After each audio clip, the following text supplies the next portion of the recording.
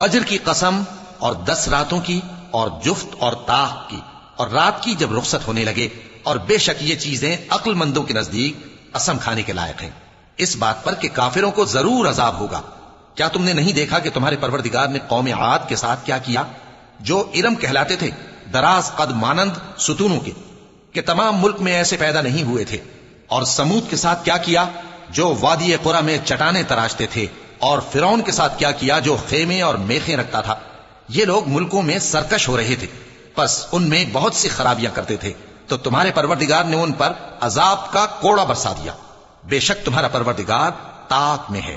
اگر انسان عجیب مخلوق ہے کہ جب اس کا پروردگار اس کو آزماتا ہے، کہ اسے عزت دیتا اور نعمت بخشتا ہے، تو کہتا ہے کہ میرے پروردگار نے مجھے عزت بخشی، اور جب دوسری طرح آزماتا ہے کہ اس پر روزی تنگ کر دیتا ہے، تو کہتا ہے کہ میرے پروردگار نے مجھے ذلیل کیا۔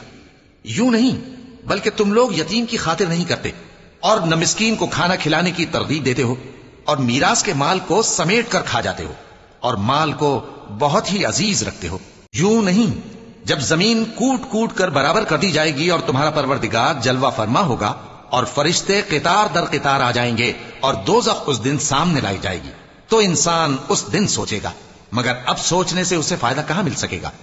کہے گا کاش میں نے اپنی اس زندگی کے لیے کچھ آگے بھیجا ہوتا، تو اس دن نہ کوئی اللہ کے عذاب کی طرح کا عذاب دے گا، اور نہ کوئی اس کے جکڑنے کی طرح جکڑے گا۔ اے اطمینان والی جان، اپنے پروردگار کی طرف لوٹ چل، تو اس سے راضی، وہ تجھ سے راضی، سو تو میرے خاص بندوں میں شامل ہو جا اور میری بہشت میں داخل ہو جا۔